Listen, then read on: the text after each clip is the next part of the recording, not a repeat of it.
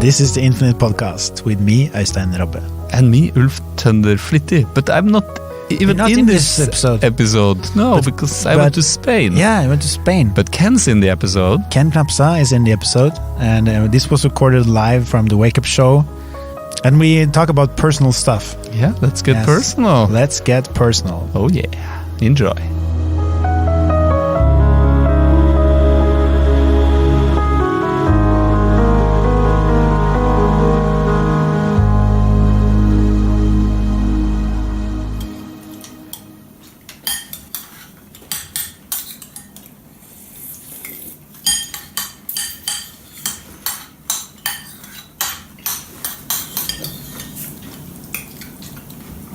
Hello. This time it's personal. It's personal this time.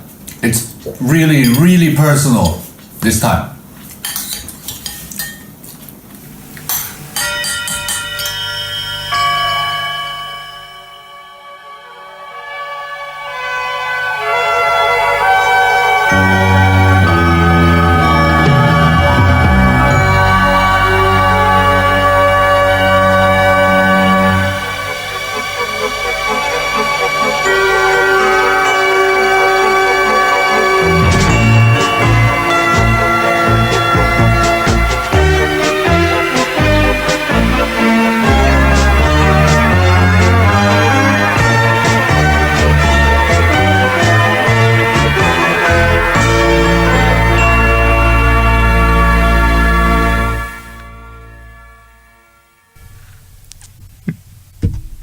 Hello and welcome to the Wake Up Show. Whew, it's early in the morning here, and I see now all the cameras are kind of not in focus. But we have a guest tonight, and we are back in studio, ready for some new fun. And here is our Patreon account. Your support matters. Without your support, we cannot do this. So. And thank you for all the patrons that have already started joining us. It means so much. It means that we are able to do this, and this is what we want to do. So, yes, today we're getting personal.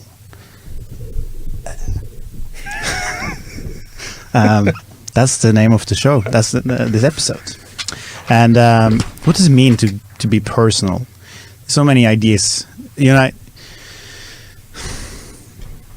can mean anything, and I guess that's why we are making this episode, because we're going to find out. And who better to join us for this interesting quest, I could say, is would be then Ken. Welcome, Ken. Did you just press the I have the camera button? I have to. Yeah. Now I just go to the total so everyone can see where we are. Okay. Yeah. And that's this camera? Yeah. Hi. And now I'm back to you, Ken. Now it's back to you. You're button 2. I'm button 2. Yes. I'm Benjamin button. Yeah. 2. Yeah. So Is this where I hold up my name? Yeah, that's. I forgot. Have you got? Yeah. I have to mention also. Usually we have Christian here. Yeah. Who is the button pushing wizard? Button pushing wizard. And without him, I'm gonna forget about shifting cameras and.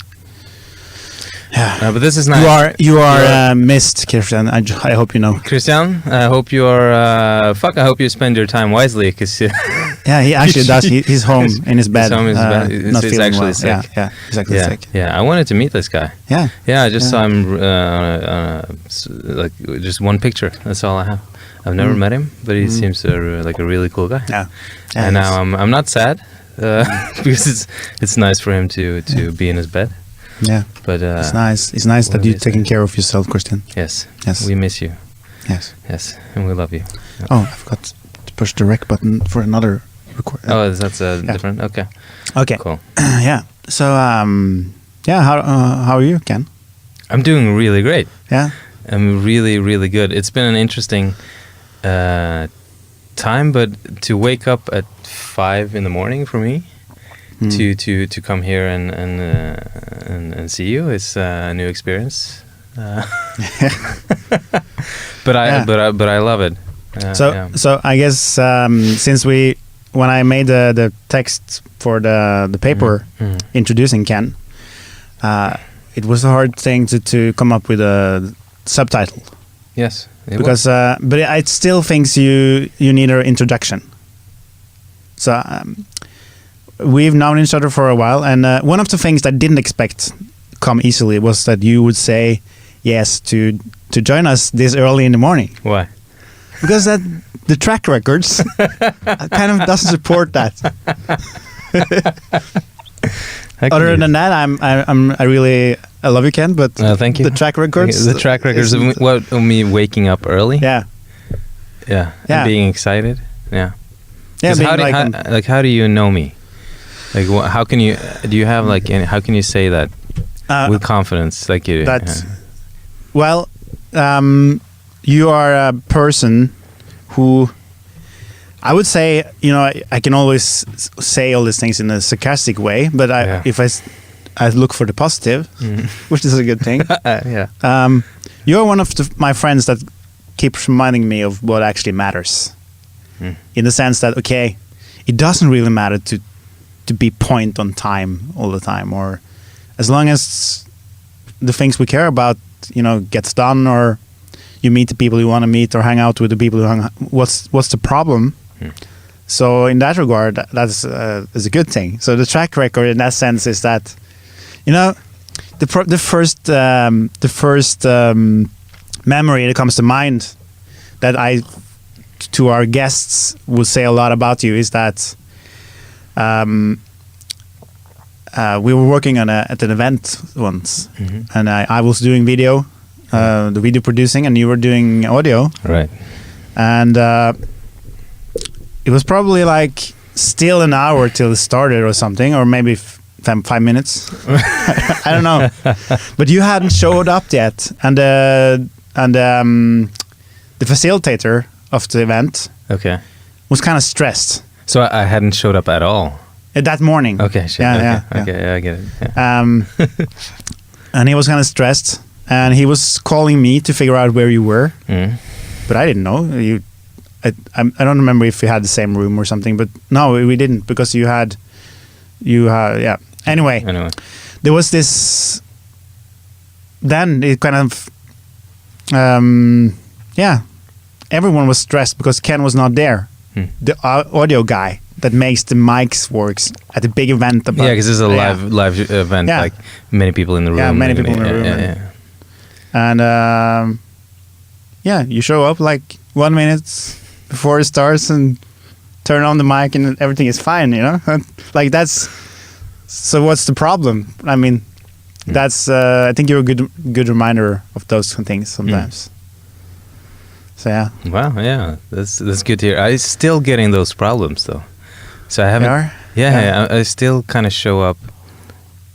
Well, that scenario, I think that could have happened like a month ago, and that's still a thing in my life that I haven't still figured out, like how to calm down. Well, it's either calm down the rest of the world so I can just not be bothered, so that people don't have to like be stressed about me doing this, or I shift my entire slot a little bit earlier. I arrive just earlier, but in the same calm space. I don't know I'm still figuring that out. Because people do get stressed. And I do. It's a good reminder, like you said, like, because what's important. It's I don't know. It's there's been a shift, like in my life, where I've started to. I don't have the same relationship to time. I used to be stressed about being sharp o'clock.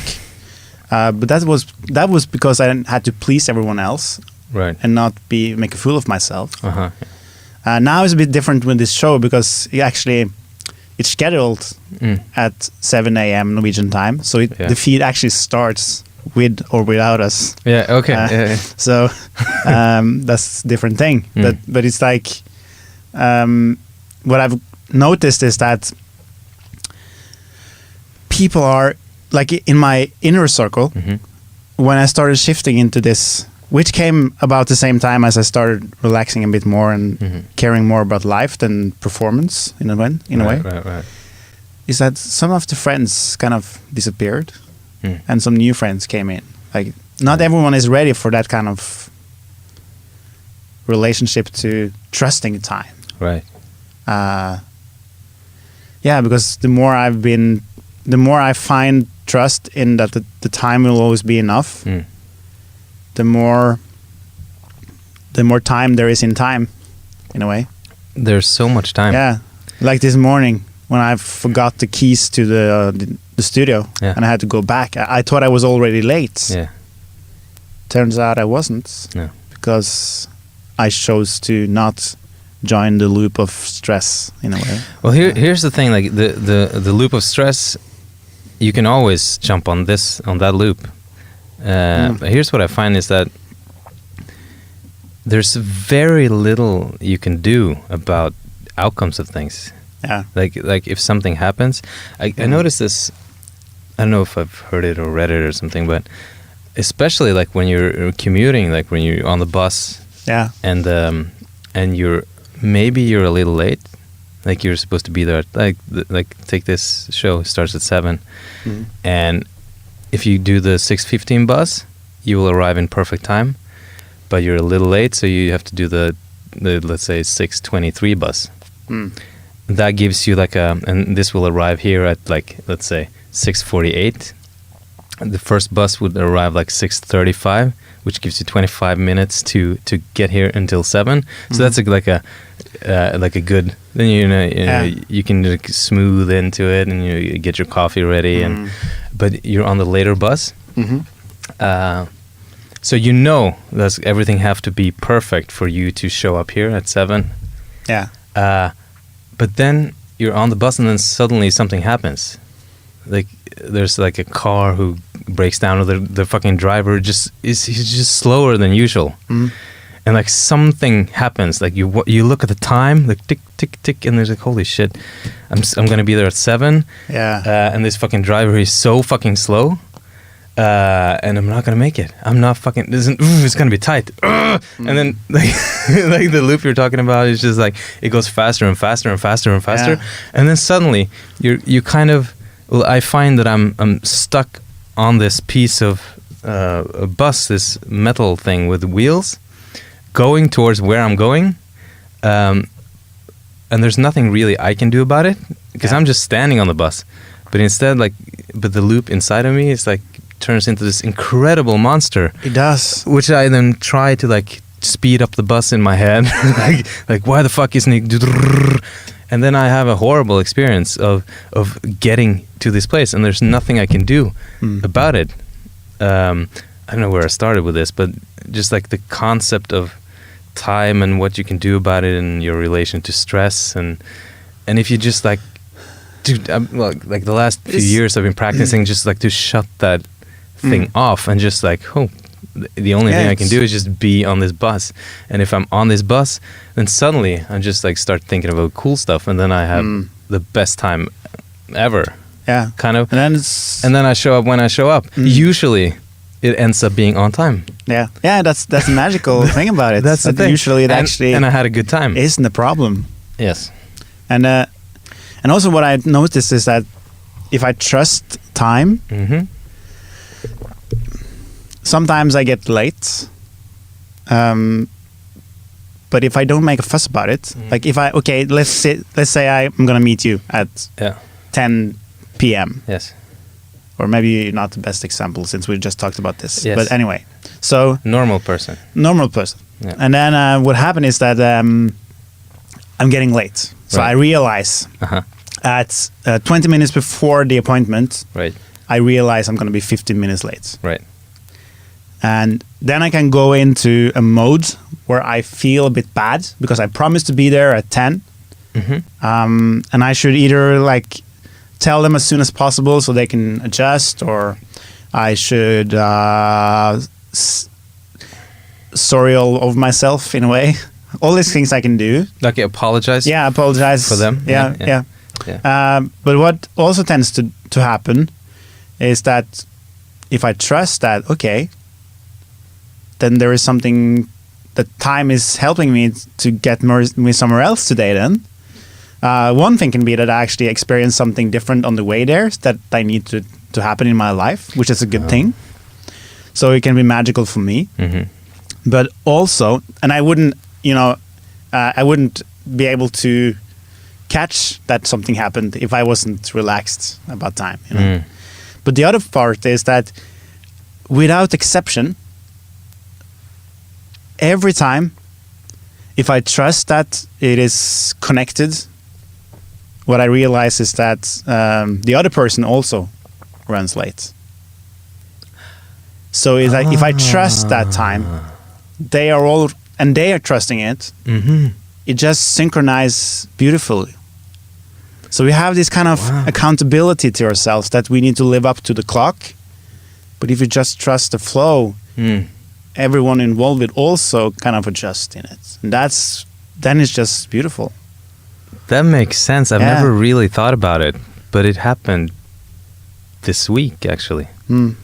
I didn't stress about time. I thought I was running late, but actually I ended up being the one on time. And then I got a message, I'll be like 10 minutes off or something. And then suddenly everything shifted from like, normally I'm the late, I'm always the guy coming late.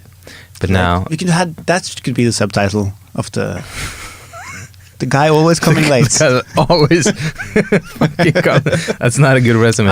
We need to go print a new one then. Print a new one. This is old school. I don't know if I messed up your point or not, but I haven't really thought about it.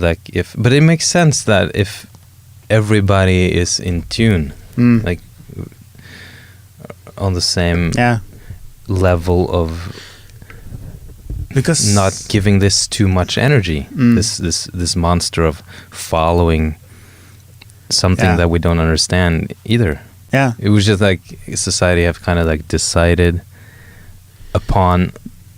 Because that's the question, like you mentioned earlier, like, okay, so is it your responsibility to be a good person and learn to readjust to satisfy other people that are stressed? Like you mentioned, like, okay, you could be better at it to not stress people, but is that a better way? Or is there... You know what? Lately, I've been thinking about, or yesterday, really. This is a question that's like really up in my face right now, because I get the feeling that like the where I'm at in life right now, I'm kind of still adjusting to like a new phase of doing more of. I call it like doing more of me. Like I've been connecting more and more to my own inner, like what I actually enjoy, and like taking more leadership of my own personal thoughts, ideas, wishes. So I just do more of me, and another way to say it is I've become more like of a egotistical person in a way. Like I just do like say more of what I want to say, and so and that also be more personal, maybe. Be more.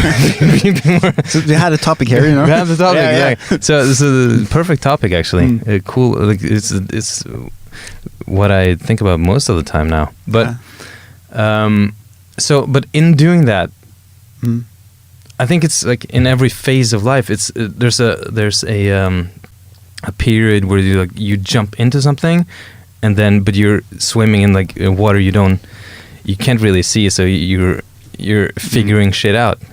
But in that is kind of like a storm. Like the waves are really high because you don't understand how to adjust, or like the edges hasn't been smoothed out yet. So I'm still in this phase where this is new to me, to like truly be like more, to like have your own voice kind of way. But what I'm noticing is that other people, I haven't quite figured out how other people, or how to bridge that with the rest of the world. Because I'm noticing like some people react negatively to things that was not a problem in my head at all. Like I didn't see. It was not on my. Like I try to be like a really good person. Like I don't go out into the world and like try to be this asshole. Yeah, this bad, like this asshole that okay, I take this because I want this cup. I know it's not mine. This is an example could be like this is not my cup. Like this company who owns this house probably bought this and owns this. Yeah, somebody it's IKEA. It's IKEA. Yeah. So but an example could be that okay, so I'm working here, let's say, and it would be really practical for me to have a cup in my office. So I just bring this from the main area because I see there's maybe like 45 cups here. Yeah. I know there's. So then you can justify it. I can kind of like justify it. So it can't really hurt. I'm gonna count the cups up. Yes, fucking count the cups. So I bring this cup to my desk and then I kind of keep it there, and I wash it and I use it, blah blah. And then because in my head I can see that there's no problem over there. They still have 30 cups more than they need. Yeah. So I just keep it there, and I'm not gonna steal it. I'm not gonna break it. If I break it, okay, then I fix it, buy a new one, blah blah blah. But I just kind of keep it, and then suddenly, out of like nowhere, a person who's more in charge or something comes in and says, "Yo, it's not cool that you steal our cup or you keep it there. Like this is for everybody, and it should be over there." And I'm like, aren't you everybody? Or? Yeah, that's one thing, but it's like, and then I kind of like.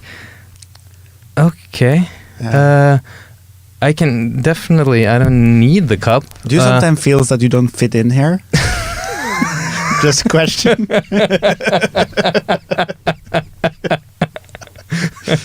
Because it seems like silence. It seems like there's a lot of rules to this planet. There's a lot of rules, but when I was yes. But maybe I'm tracking somewhere else now, so you can. No. We keep that thought.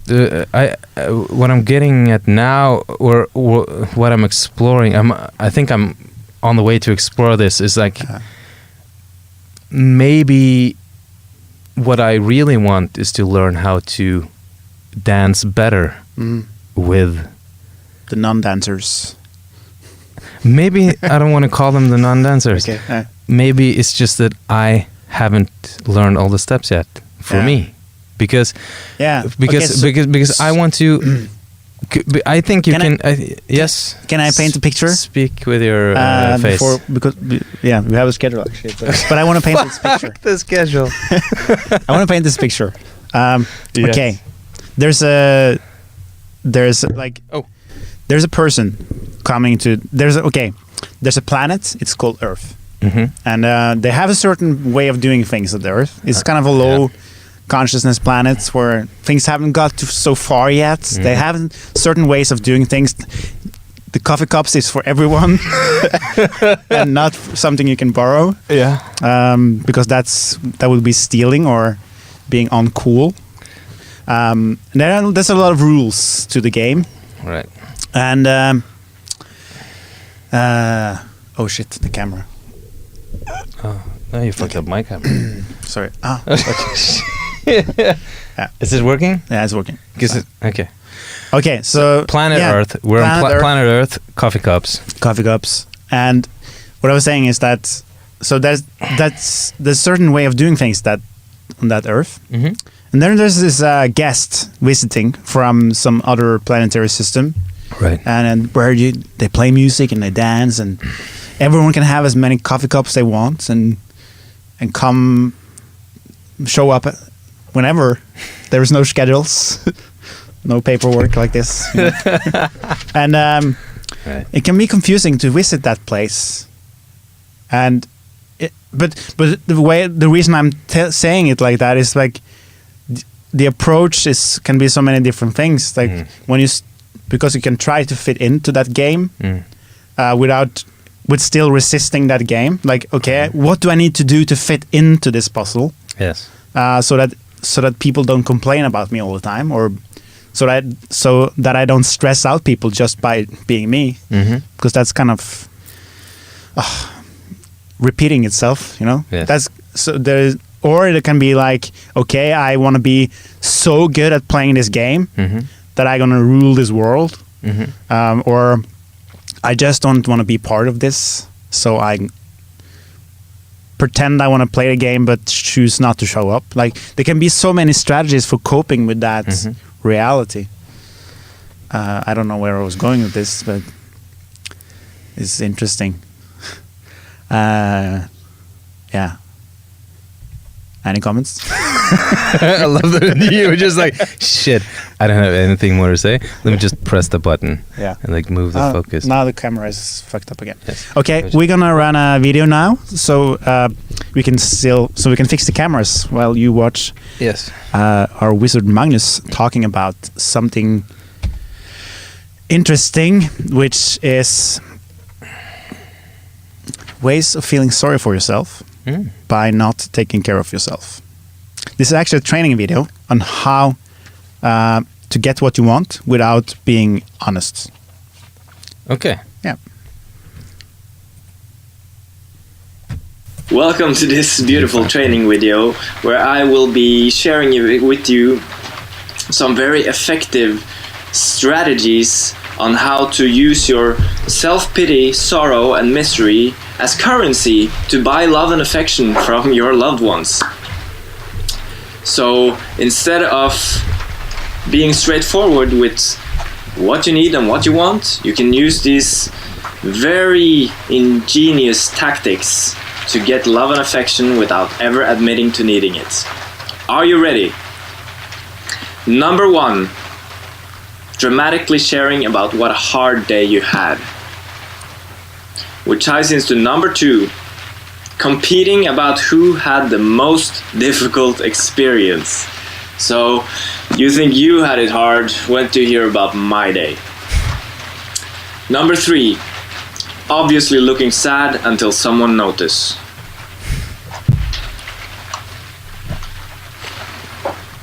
Number 4, repetitively expressing how tired you are and how badly you slept. And of course all the reasons why that is.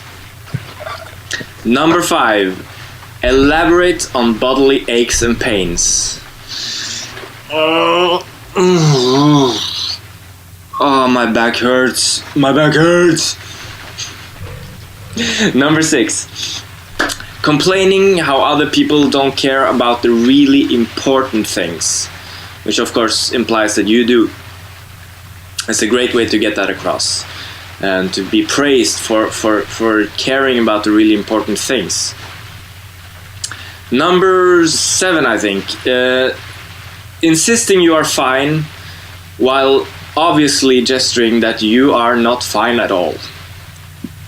Number 8, insisting you don't want to talk about it while secretly you really want to talk about it.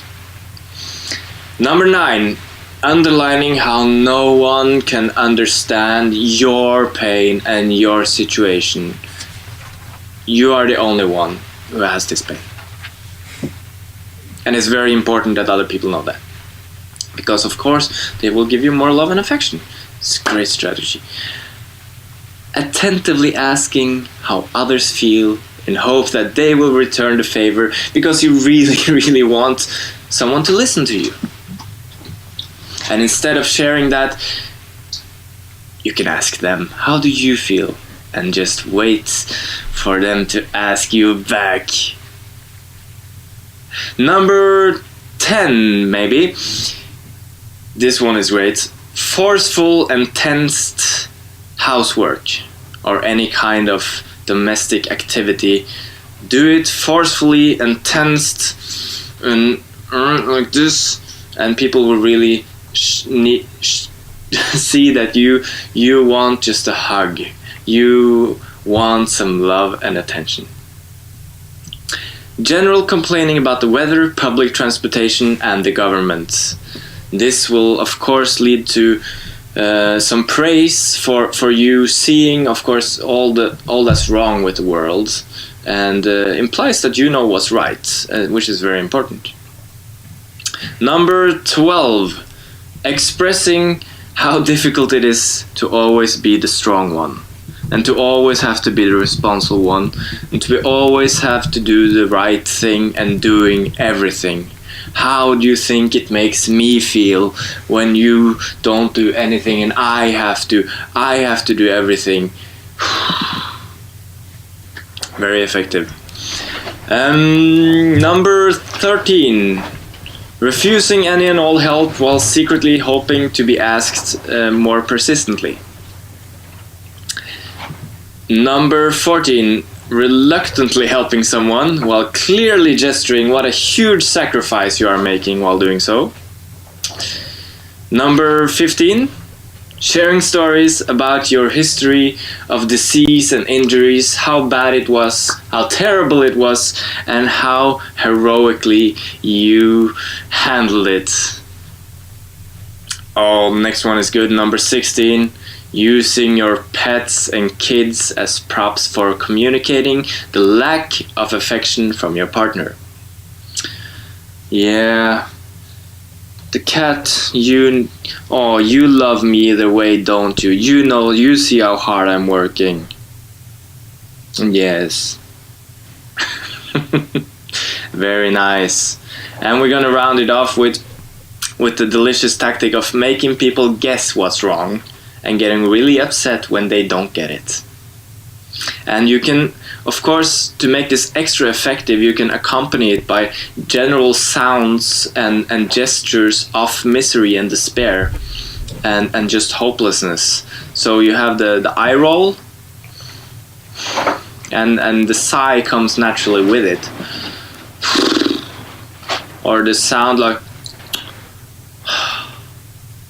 and the sighs and the growl is also very good.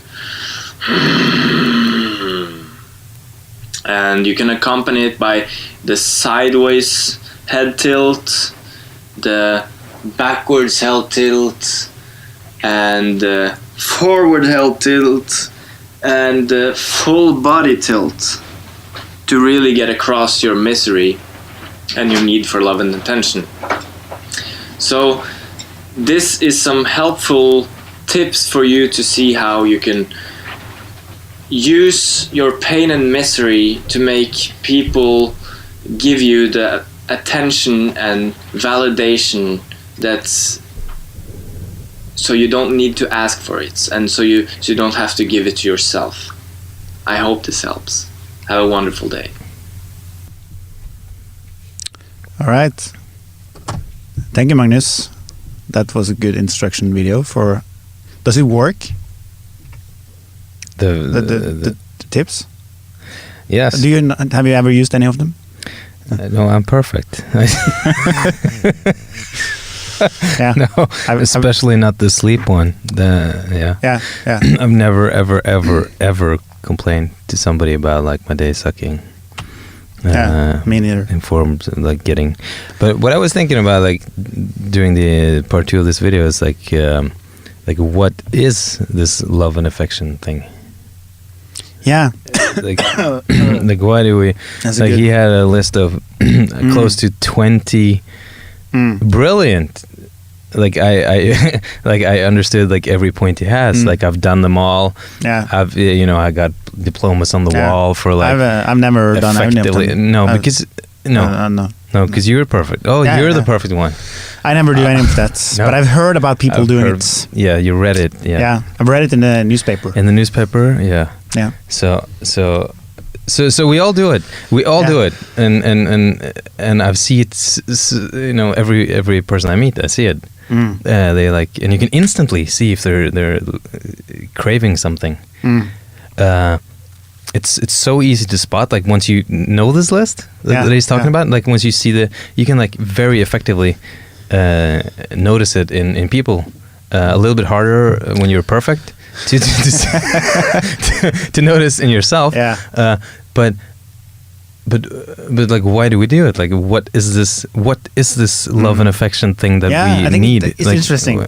And it ties actually very well into the topic of this show, this episode, I should say. Mm-hmm. And I think that's there's this idea that paying attention to yourself or being true to what you need is something. I don't think there's many factors or layers of it. One thing is the idea that you shouldn't matter so much. Like if I take care of myself and say what I need, then I'm kind of taking too much space or demanding something I should be better than needing. For some reason, we have this idea that needing attention, needing to be seen, needing affection, needing love, that's kind of too much to ask for, in a way. But it also ties into you being willing to give that to yourself more than seeking it in someone else, if you go deep into it. And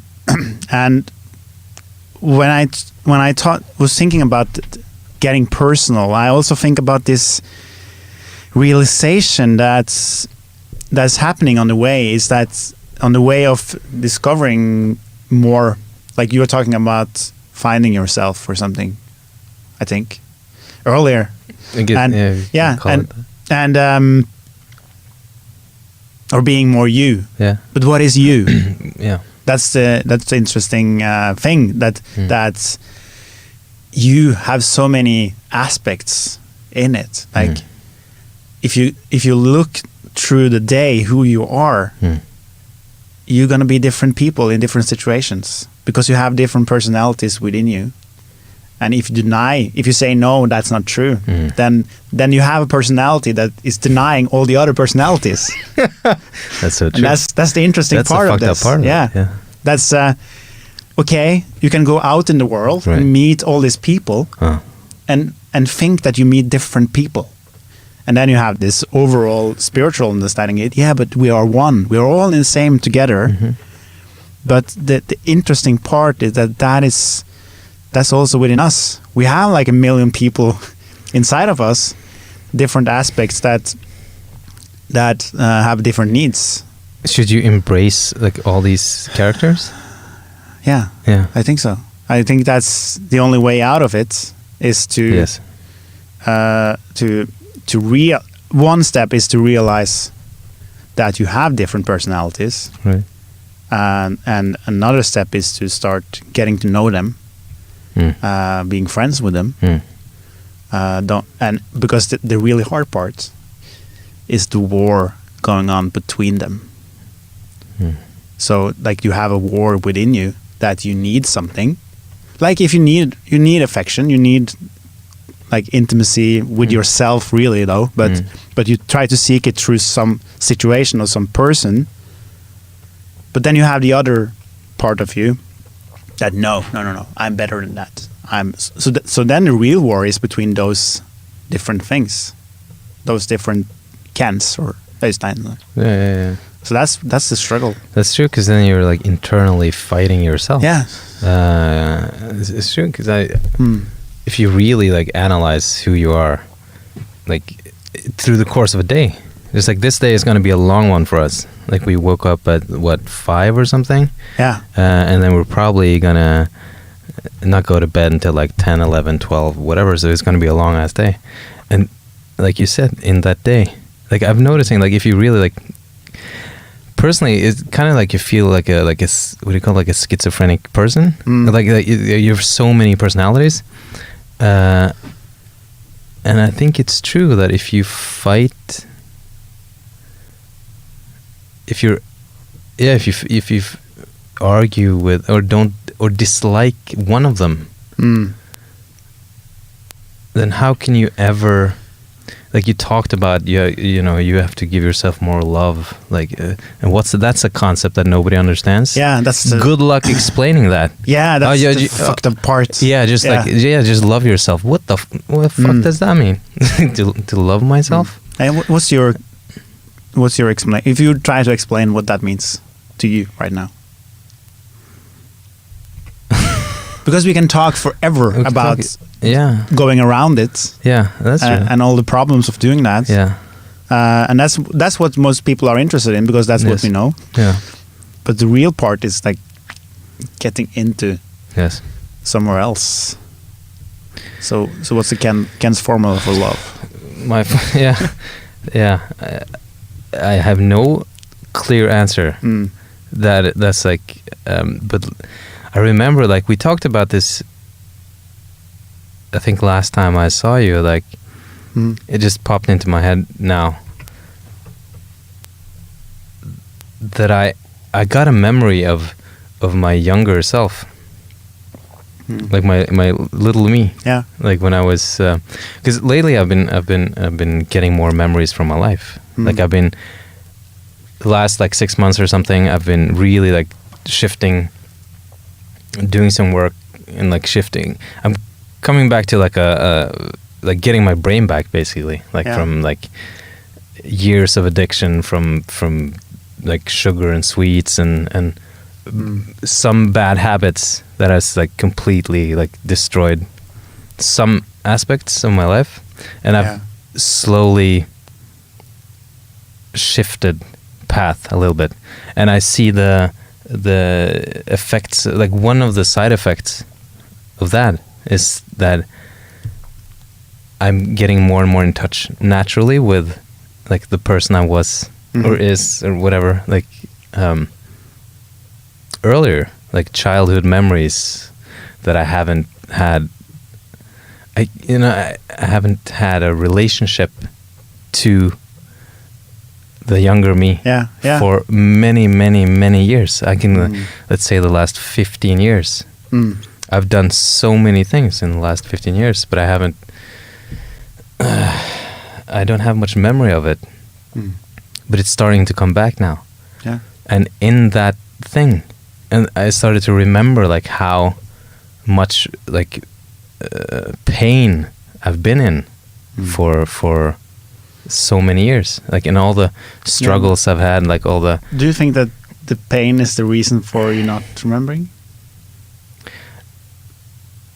No, not the pain directly, but what the pain. At some point in my early days, I think I kind of like shut down, like I shut off. Like imagine if you have like a control board, like many switches, and you can like kind of like turn circuits on and off.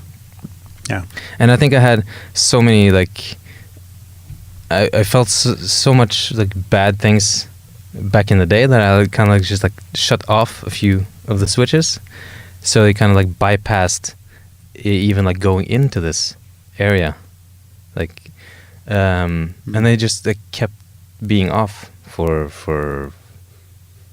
I don't know how many years, and when they're off, you kind of like feel numb. You don't do anything, but then you're also not or connected to. I don't know how we're going to tie this back to like the love yourself thing. Yeah. But that was a big explanation there. Yes, I do this. Yeah. That's also one of the things I do. I just like every time I get like a direct answer that I don't know, I just like talk for hours around it and never deal with it. A person actually like said this to me, like, you do this every time. You are the master of avoiding the question, or avoiding the thing, and that's also like a defense mechanism I've built up. Yeah, that's one of the defense mechanisms. Like I have I don't know why, but I have a problem with just speaking the truth, or like, but not just speaking it, because when I know the truth, I can say it. But it's like I have, like before that, it's like I have this railway, like when the trains like shift, so you go another way. It's like there's a switch, like before, like when you get the question and like, okay, I can't answer this one because that will be too personal. So I just switch, and then I just go off track and ignore looking at the situation. That mechanism. I think that's. I know that you are very good at that. Yes. But I think that so am I. So Yes. a lot of people. Maybe you have an extreme version of it or something, but I don't know. but no, I think that one way of it is like you can. The way I know you is that you have this thing that you actually try to answer the question. You just go on and go on about an explanation around it. Okay. Other people can have the mechanism of just when they do the switch, they just switch focus to something else Okay. without, like you are also doing that in a sense that you go on this big wheel though, but yeah. but some people are just totally stopping it by shifting focus completely. Okay. While you are doing it, it's just like, okay, I'm going to answer this. Yes. Just give me a minute, and Just give- and then I'm not Yeah. sure what I do. I also probably have like a mechanism like that. Yes. Yeah. It's probably fear-based. Yeah, It's not yeah. probably. It has to be fear-based. Mm. But But it's like I want to get to the bottom of this because it's so typical to just talk about it. It was what is it for you then? Like, recently I've noticed it shifts all the time what it is because I learn more about myself. Recently, what works a bit is this insight when I see, okay, I'm in pain now. I need something. And instead of trying to distract myself with something, which I do a lot, I try to stay with the feeling, like, okay, this really fucking sucks, and acknowledge that the feeling is there, and not try to go on to these loops about it. And then there is something Matt Kahn said, which is like, if you can show up in everything as if it is just as exciting, like, okay, if you have a feeling that really sucks, if you can show up with that feeling or situation, circumstance as something and make it exciting in your head, like, okay, wow, this really sucks. Yeah. Must be great then. Like, and if you do that enough with both what it feels good and what feels bad, at some point your brain is not going to make the difference. Like, you no longer can judge the difference because you train yourself not to go into this kind of thing. And I realized how much that helped me lately to just... With what? Helps you with what? With showing up in well, there is, okay, you need to distinguish two things then. That, okay, you can feel a pain about the situation or fear, some kind of fear that feels bad. And then you can make stories and thoughts about that to kind of make it grow bigger. If you feed it with thinking, it grows. You know? So if I not feed it and I decide that it is something good or something that is growing, then something helping me, evolving, then the state shifts into something, just releasing. But it's still just an explanation. Like, to going to the point of this is like, okay, that's my explanation right now. Yeah. It means something to me. To you or someone else, it might be just words, you know? That's the fucked up thing. Why are we even making this show? It's like, we're never going to find an answer.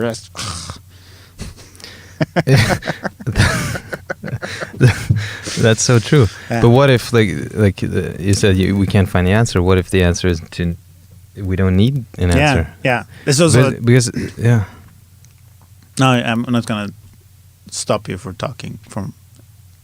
Say the words. You can stop me anytime you want. Okay, yes. No, just like, I think the answer to not finding the answer is to realize that the answer we're seeking is outside of words. So, yes, even though we never find the answer, we're still going through this journey of lifting ourselves. Like, we always evolve to something new. So the answer becomes unimportant. Right. Yeah. And if the answer is kind of unimportant, then it kind of takes the edge off the now. You know, like the situation you're in. Yeah. Like, if you don't have to, because I think like people like outcomes, like the wanting of being in a state or being something or getting something, or I should like the wanting of an outcome in itself mess up. Basically, I think that kind of like mess up everything. Yeah. Because then you're never really present. Yeah. Like if we sit here, we have this conversation, and the only thing going through our heads is, oh shit, I hope this goes well. Or I hope I get my point across, or I hope you're on a date with a girl. Oh, I hope we end up having sex. That's for sure gonna fuck up the interaction. How was the Tinder date? Tinder is an interesting platform. Yeah. It was really great, actually. Yeah. It was a nice experience. Yeah. Like fantastic girl. Yeah. No, 3, 4, I don't know. Yeah. Last time we met. No, that was she was amazing. Yeah. It was nice. Yeah. But also because of the same thing. I was in a really good state then. We had dinner. I had a good day. So I was just in a state of I am enjoying my day. Yeah. Like we had a good conversation, nice walk, like and when I met her, it was just a continuous experience of that day. Yeah. What am I doing now? Oh, now I'm meeting this girl that I've never seen before, and I'm curious to find out who she is, and if we can have a good time or not. And that was all that happened. We just sat there and had, we were just there, blah blah blah. Yeah. Back to the point of the outcome thing. I don't understand what triggered why I started talking about it, but that's for sure going to mess up your experience of every day. Yeah, definitely. I think that it comes down to then that's when you're afraid of outcome, you also get afraid of making choices. So you need to make the right choice at the right moment. And that's where your brain gets overloaded. You know, that's true. And the flow completely disappears. So yeah, that's so true. And it's hard to tie this up, like conclude into something because we're getting close to the end. Yeah, that's the only reason. But it's like, but it's like when you the famous quote, which is "Know thyself." Yes, means all of this, because if we don't know all these aspects of ourselves, we are just like the struggle is all. It's kind of the communication between all these aspects of ourselves. That's what keeps all these choices difficult. Like if you're totally present in the moment, there is only one choice to make, which is a natural thing for you. You don't wonder, should I do this or should I do that? No. It comes natural, like, oh, I want to do this. But when we are getting into our head, we have to have this board meeting, you know? That's fucking true. Yeah, with all our aspects of ourselves.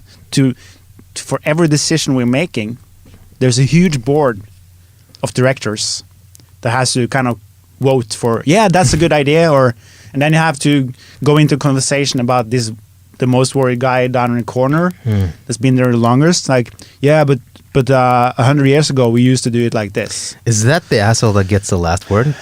Yeah, probably most of the time. Yeah, because I've never seen it like that, but it's true. Like when you step into the boardroom, you naturally jump out of the feeling. Because like when you're present, you go based on, like you said, what feels right to me now. This or this?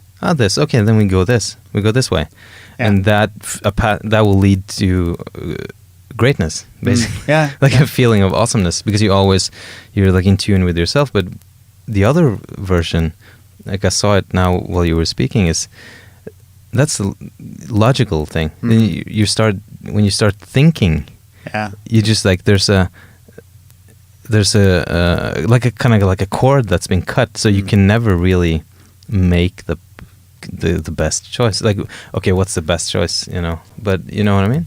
Yeah. And because it's no matter. Yeah, that's what. Just imagine this: that okay, you're on dates. Yes. Your Tinder dates. Yes. And you're listening to what she's saying. You're sitting across the table. Yes. And she's talking about something. Yes. And if you're in your head, it's like you're not listening. Right. You just kind of, what is she saying? Yes. So you can take that and write it down on a paper, take it up to the boardroom, and then tell everyone in the board meeting, this is what she said. Yeah. What should I do? And then this other guy is like, yeah, but we did some research before we came. She's probably interested in this or that. We're not sure which, but probably one of them. Right. So if you kind of fish for a bit to check which one, and then come back to us later for a new meeting, and then we can go on from there. And I can go on from this forever, all kind of stories in the board meeting, but you're not there. Yeah. You're just fucking trying to figure it out without being inside life, you know. That's so true.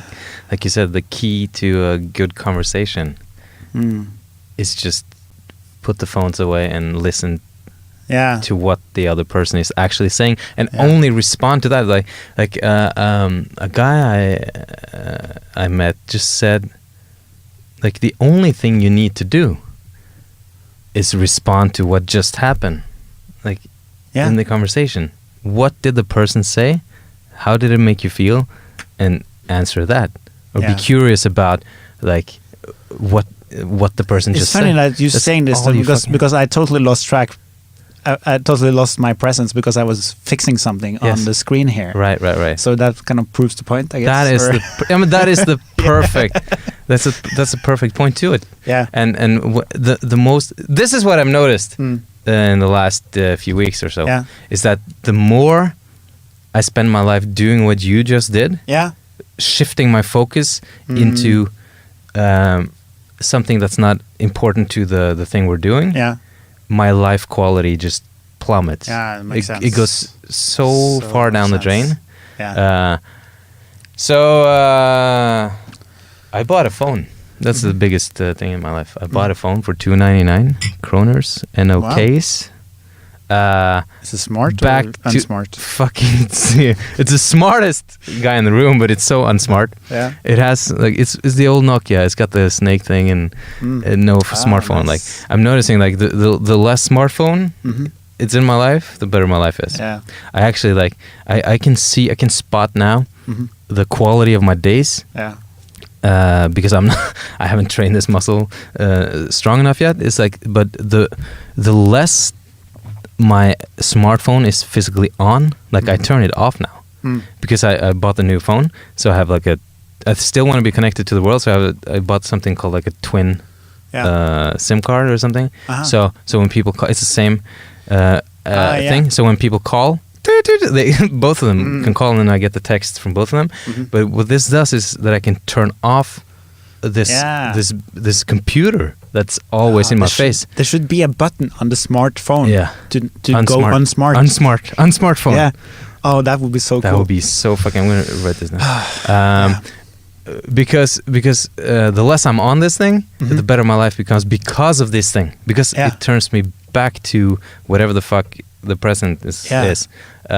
Because there's nothing I can do. Because I'm such at this point in my life, I'm such a weak person when it comes to gateways to distractions. Yeah. So the Instagram, the Twitter, I don't use the Twitter, but you know all these things, just internet, whatever. Yeah. I constantly I can't have this phone on and not use it. I'm not strong enough. Me neither. So when I turn it off, suddenly this thing you talked about, life comes out of life. It's like, has it always been there? I don't know. No, it's good. Okay, so while we talk about all this, I realized that I didn't follow. You have 4 more videos to show. Yeah, almost like it was like actually 2 videos. But yeah. Okay, so everything is fine. We are here at the end of our show. Yeah. We're gonna have a little video. Ulf is in Spain. Yeah, where is? He's not, and hi, Ulf. Yeah. So we like you. Let's go.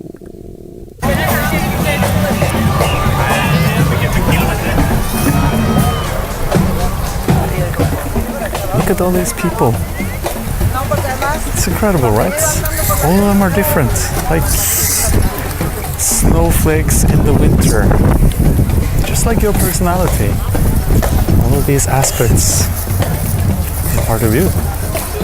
It's pretty cool, right? If you can look at them and sort of acknowledge that fact that they're all you. Oh, things looks pretty awesome.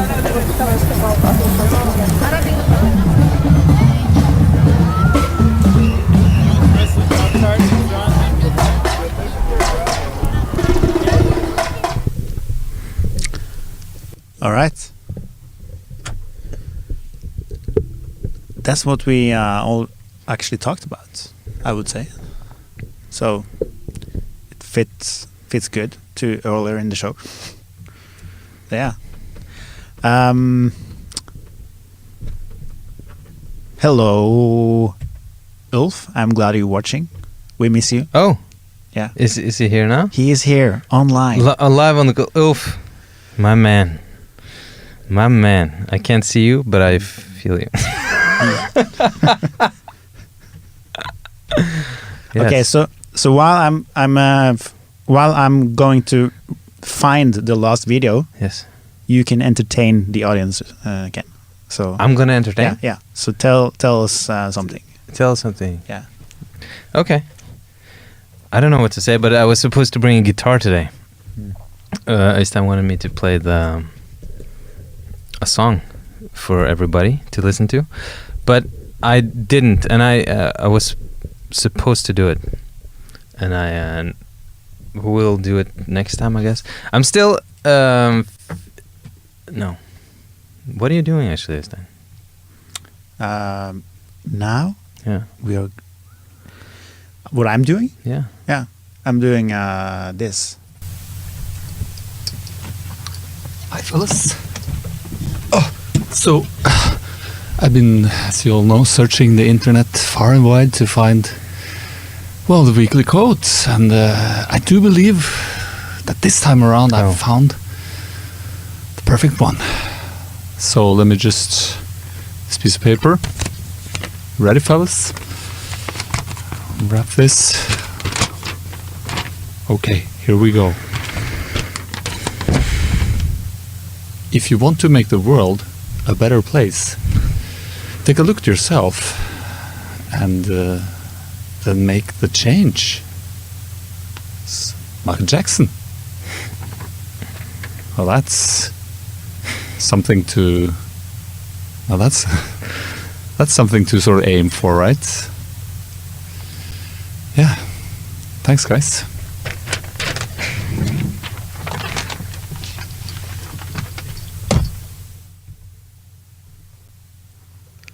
What do you say?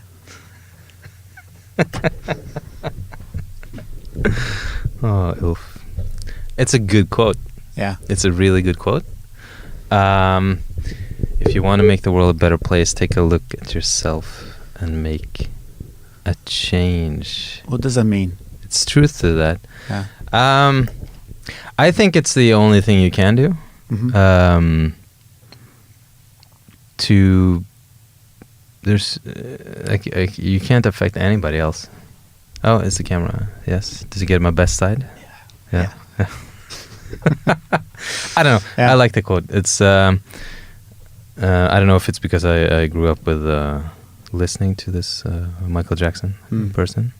Yeah. But the only thing, I don't know. My world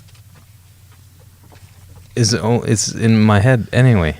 Yeah. So if I want to affect anything, it has to start with. There's a guy I really admire or follow. This is on the socials. Who always speaks about. He has a mastermind. I think it's called Fit for Service, and he talks about that. The only way, like before you can do any real good in the world, like any real good, you have to be fit for it. Like you have to. You can only pour out as much love and as much awesomeness and service to other people to the point like where you like how awesome you feel on the inside. So before, like, people try to like go out and like, oh, I want to do this, is just be Mr. Awesome and help the world, all these things, but they feel like shit. Like, well, they have like all their tanks, like all the batteries. Imagine they have like 10 batteries inside of you, and like all the batteries are running on like 30%. So instead of like trying to figure out how can I fill up my batteries, so that whenever I meet anybody in the world, I meet them like as a rock star, like on like all my tanks are fucking full. So I just pour out awesome energy, and I'm resourceful. I know how to get things. I can like communicate. I can spread love, and I can actually help. So he talks about being fit for service, like emotionally, physically, like your brain is working, like you know. Then you tap into the self-love thing that kind of naturally happens when you have your tanks are full, and then you can actually make a dent in the universe, like people say, because then you have something to offer. So it brings back to the quote, like, take a look at yourself to make the change. I believe like the only way to make a positive imprint is if you feel good. Yeah, that makes sense. And for me, I can only speak for myself in that regard. That,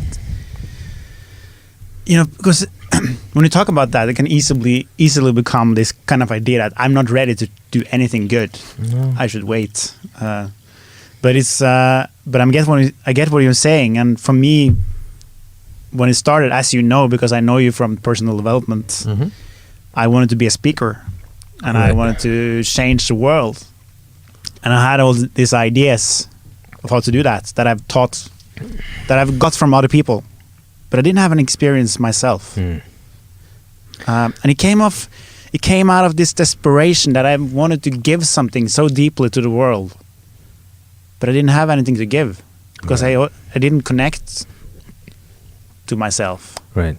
So I think also if you look at the bigger picture, like, yes, it's true that all kind of charity work and all kind of this on all the scales, like everything that helps the world.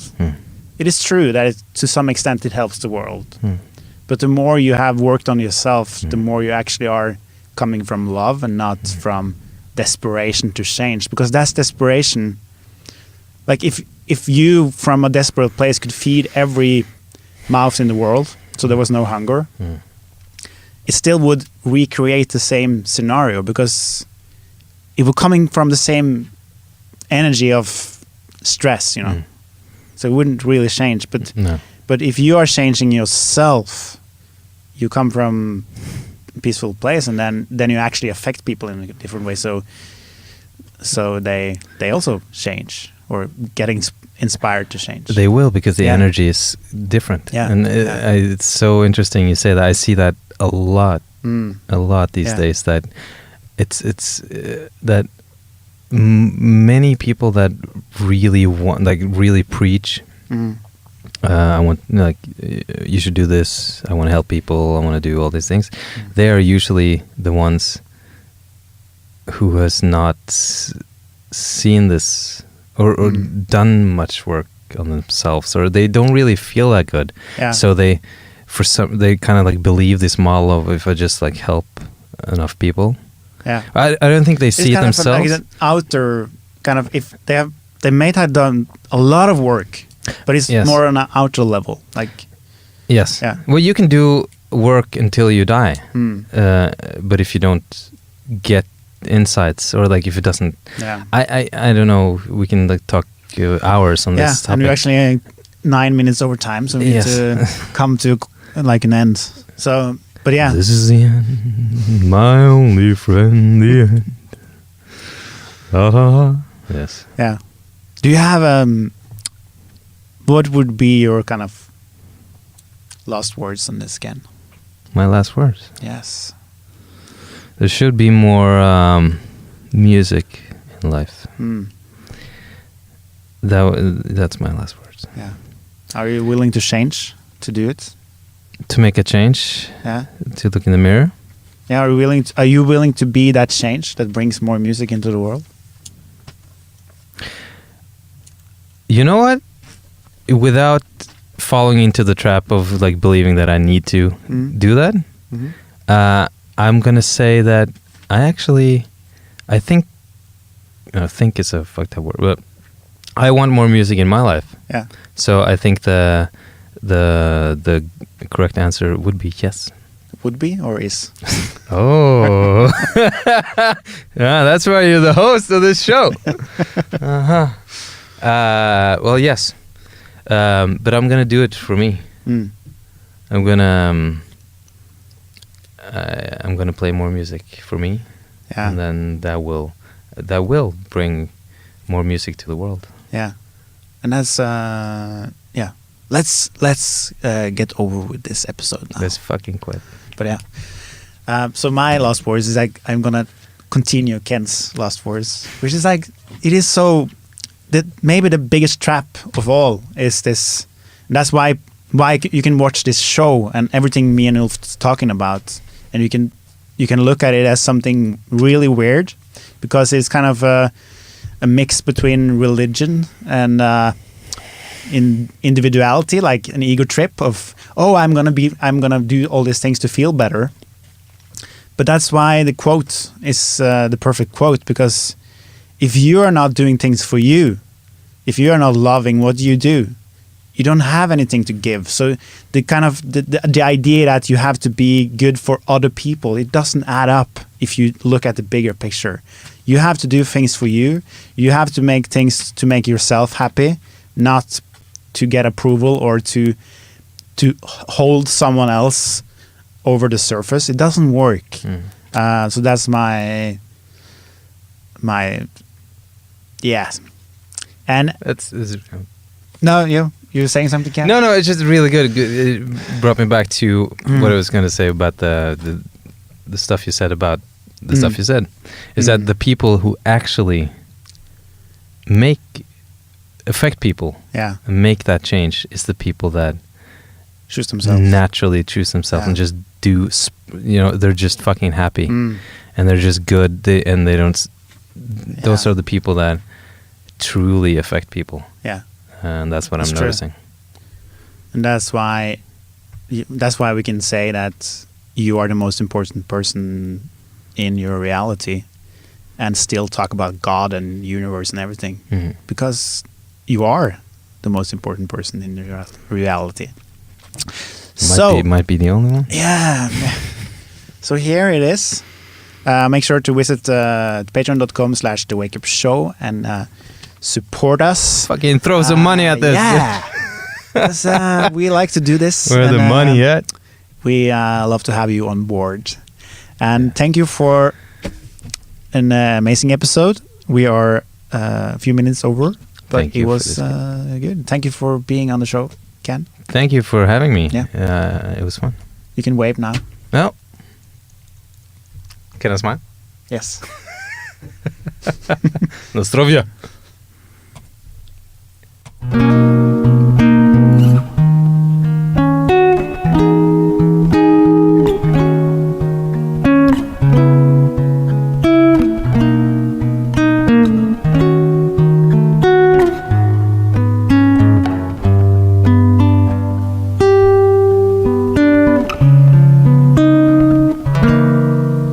I see trees of green, red roses too. I see them bloom for me and you, and I think to myself, what a wonderful world.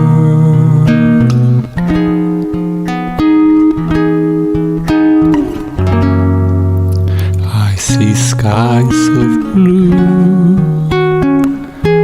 and clouds of white, the bright blessed day, the dark sacred night, and I think to myself, what a wonderful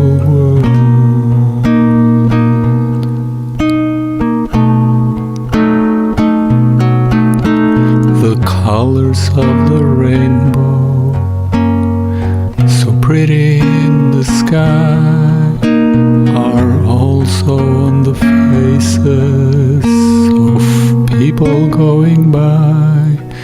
I see friends shaking hands, say, how do you do? They're really saying, I love you. I hear babies cry, I watch them grow. They'll learn much more than I'll ever know. And I think to myself, what a wonderful world.